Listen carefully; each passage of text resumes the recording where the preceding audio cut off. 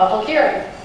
If you would like to speak on anything about the proposed 2020 budget. Welcome back. Gee, it's been so long. Again, I'm Kim Oakland. I am the president of the Warren County Education Association. And I know you guys get tired of saying the same old stuff. February. It is a month with more events and special days than one might think. We have the usual Groundhog Day, Valentine's Day, President's Day. It's also Black History Month and Kindness Month. I'm sure that, I know at our school we had the tunnel of high fives, and I'm sure they were at some of the other elementary schools and maybe the middle and high schools as well. It's also School Board Appreciation Month, and we appreciate you, believe me. It's National School Counselor Appreciation this week. I really appreciate our school counselors. They are having to do so much. And one of the bills the General Assembly is considering is to meet the national recommendations on counselor-student ratios, which the Virginia Board of Education approved a couple of years ago, but of course the General Assembly hasn't funded that yet. The other February event, of course, is that you and the Board of Supervisors begin the difficult task of building the county's budget. So before I do my usual spiel about preaching to the choir in regard to teacher compensation, because you've heard it and you're going to get a report in a little while, I wanted to speak about our many paraprofessionals and support personnel. I don't know what the study results are that you will hear later, although I can guess. But I haven't seen them. I have no idea what they were.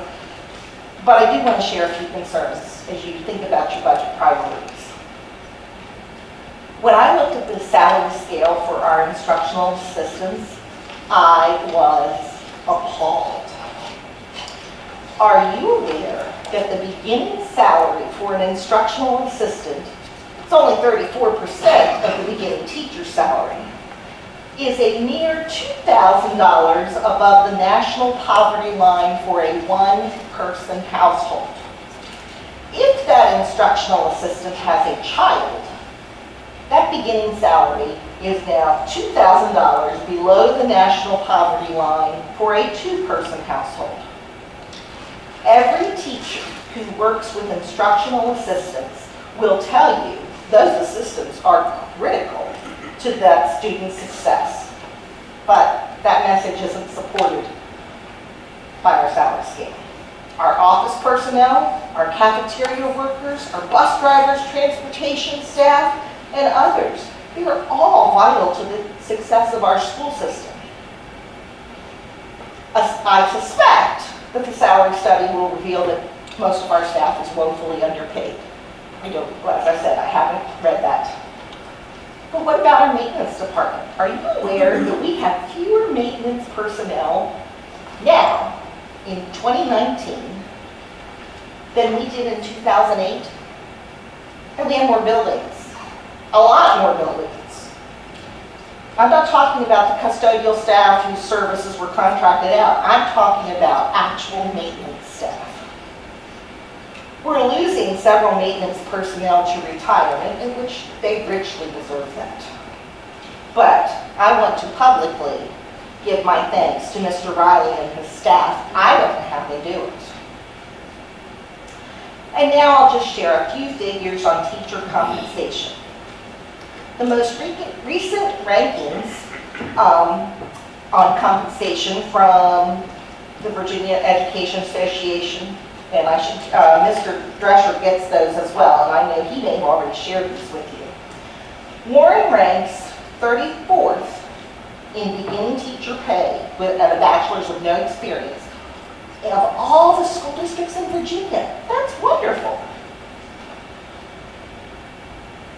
We're higher than all the surrounding counties. We drop to number 89 when we look at someone with 30 years experience. Only Page County has a worse ranking. When we look at teachers with a master's degree and no experience, we drop to 44th in the state and number 3 in our region. A master's with 30 years experience puts us at 91st in the state and number 7 in our region. Again, doing better than only Page County. We say we value education and experience in staff, but the numbers don't support that message. I know that if it were up to you, you would fully fund everything. You would take it out of your pockets if you could. I understand that. Unfortunately, funds are limited and agreeing on budgets is difficult, especially in a year where enrollment is down. The lack of affordable housing in Warren County may well be one of the contributing factors to that declining enrollment. My personal opinion is that it is. We already know that many of our teachers can't afford to live here. I hope that is something that the Board of Supervisors is pondering as they make their long-term plan. And of course, it's a catch-22 because affordable housing, taxes, but how do we fund? There are no easy answers, but there are many difficult choices. As I tell my students, when they have a day where they get to choose their seats, please choose wisely. Thank you. Thank you. And thank you for sharing that information. It's something we're all aware of here, but I'm glad you all got to hear it also. Is there anyone else who would like to address the board? No? Public hearing closed then.